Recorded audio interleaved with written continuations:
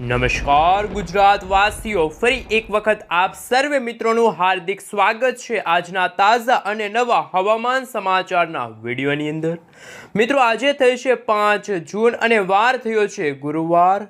મિત્રો, ઘરની બહાર નીકળતા પહેલા ખાસ કરીને છત્રી અને રેનકોટ સાથે રાખજો, કારણ કે મિત્રો ગુજરાતમાં ફરી એક વખત જામ્યો છે વરસાદી માહોલ। હાલ મિત્રો અત્યારે કચ્છ લાગુના વિસ્તારની અંદર વાદળછાયું વાતાવરણ છવાયેલું જોવા મળી રહ્યું છે। સાથે સાથે ગુજરાતના જામનગર લાગુના વિસ્તારમાં જાણે ભારે પવનો ફૂંકાઈ રહ્યા છે। પવનોની વચ્ચે વીજળીના ચમકારા થઈ રહ્યા છે। ત્યારે હવામાન નિષ્ણાંત એવા અંબાલાલ પટેલ સાથે પરેશભાઈ ગોસ્વામીએ ગુજરાતમાં ભારે વરસાદ વરસવાને લઈને અત્યારે આગાહી વ્યક્ત કરી છે। ખાસ મિત્રો અત્યારે તમે જોઈ શકો છો ગુજરાત તરફ અત્યારે એક નહીં પરંતુ 3 વરસાદી સિસ્ટમ છે એ અત્યારે ત્રાટકવા માટે આગળ વધતી જોવા મળી રહી છે। સૌપ્રથમ એક વરસાદી સિસ્ટમ રાજસ્થાન લાગુના વિસ્તારની અંદર જોવા મળી રહી છે। સાથે સાથે બીજી એક વરસાદી સિસ્ટમ અરબ સાગર અને ત્રીજી વરસાદી સિસ્ટમ બંગાળના ઉપસાગરના વિસ્તારોની અંદર તાહીમામ દર્શાવતી જોવા મળી રહી છે।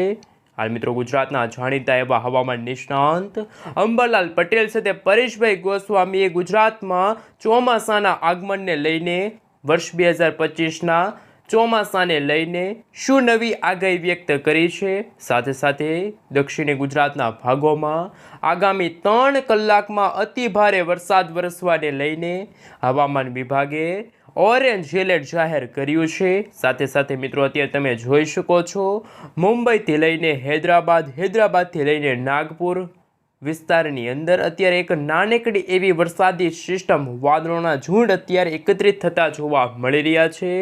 જેમ જેમ મિત્રો આજે સમય પસાર થતો જશે તેમ તેમ વાતાવરણીય અસ્થિરતાના ભાગરૂપે ગુજરાતમાં આજે છૂટા છવાયેલા વિસ્તારોમાં હળવાથી મધ્યમ વરસાદ વરસવાને લઈને હવામાન વિભાગે ભારેથી અતિ ભારે આગાહી વ્યક્ત કરી છે। ખાસ મિત્રો નક્કોર આગાહી સામે આવી છે।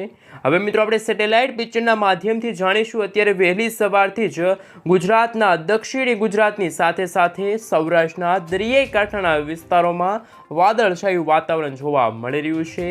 દરિયાના કાંઠાના વિસ્તારોને સાવચેત રહેવા માટે હવામાન વિભાગે અપીલ કરી છે। માછીમારોને દરિયો ન ખેડવા માટે હવામાન વિભાગે સાવચેત રહેવા માટે અપીલ કરી છે।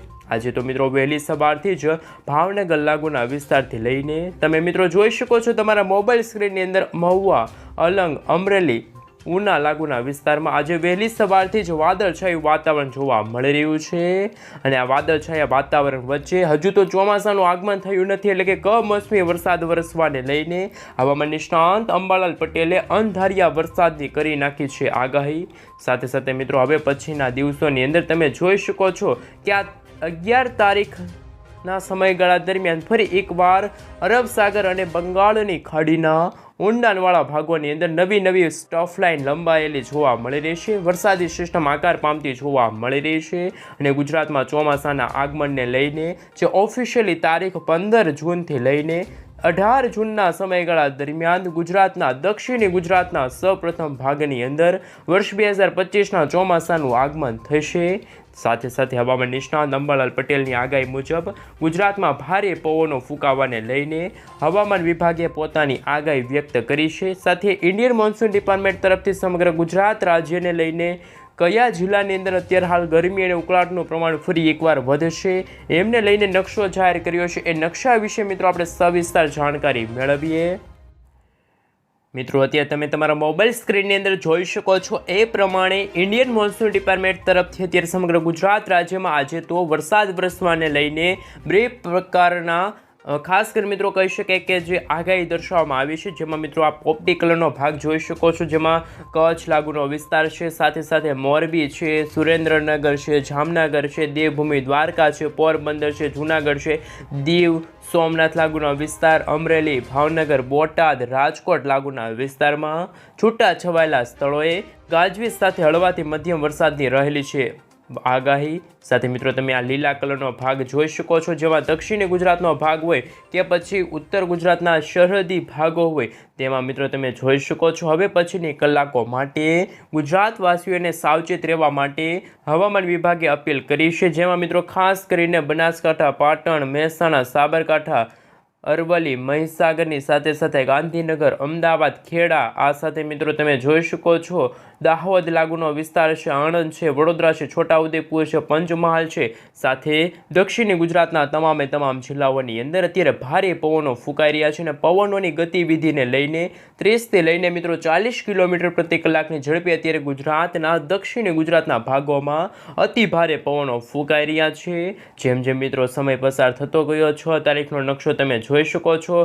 હવામાન વિભાગ તરફથી 6 તારીખના રોજ પણ નકશો રજૂ કરવામાં આવી રહ્યો છે, જેમાં મિત્રો તમે આ ભાગ જોઈ શકો છો, જેમાં કચ્છ લાગુનો ભાગ છે.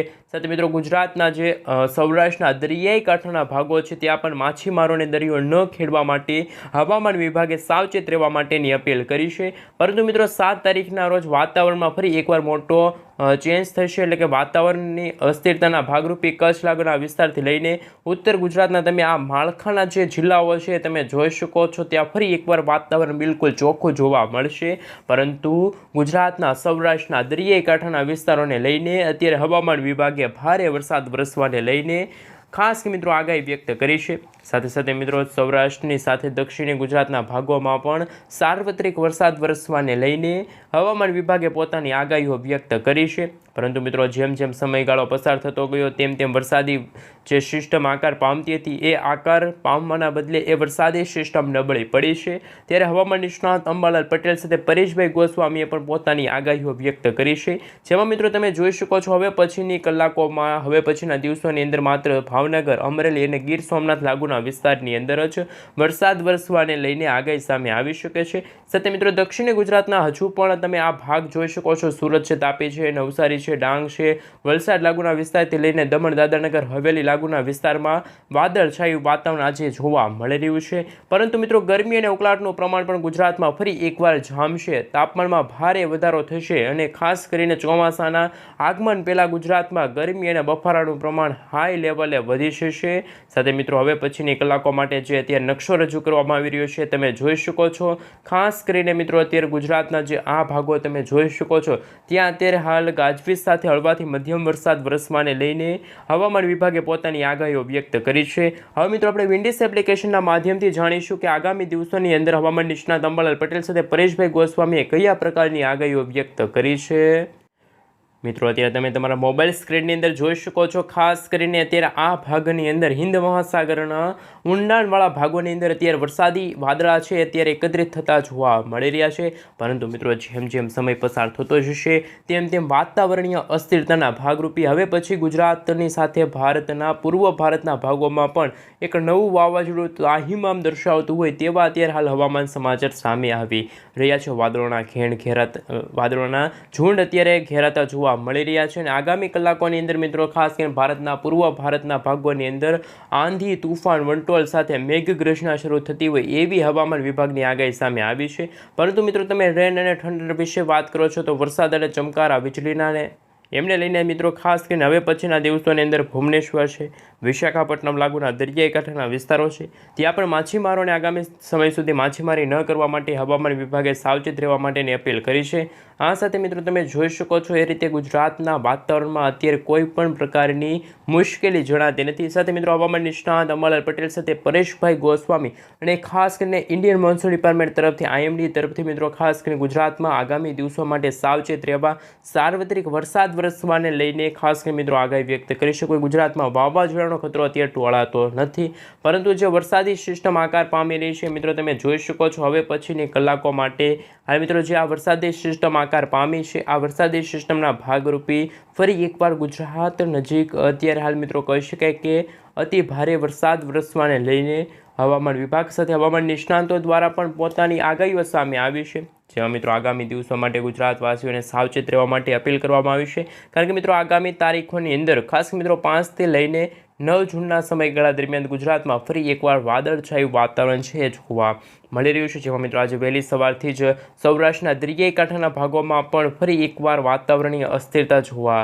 મળી રહી છે. ભેજનું પ્રમાણ વધવાને કારણે ખાસ કરી મિત્રો આગામી કલાકો માટે ગુજરાતવાસીઓને રહેવું પડશે સાવચેત, કારણ કે મિત્રો અંધારિયા વરસાદની આગાહી હવામાન નિષ્ણાત અંબાલાલ પટેલ સાથે પરેશભાઈ ગોસ્વામી તરફથી કરવામાં આવી છે. એટલે કે મિત્રો ગુજરાતમાં હવામાન નિષ્ણાત અંબાલાલ પટેલના જણાવ્યા મુજબ ગુજરાતમાં અત્યારે વરસાદ તો વરસી રહ્યો છે, ભારે પવનો ફૂંકાઈ રહ્યા છે, વીજળીના ચમકારા પણ થઈ રહ્યા છે અને આગામી કલાકોમાં મિત્રો ખાસ કરીને ઘરની બહાર નીકળતા પહેલાં આજના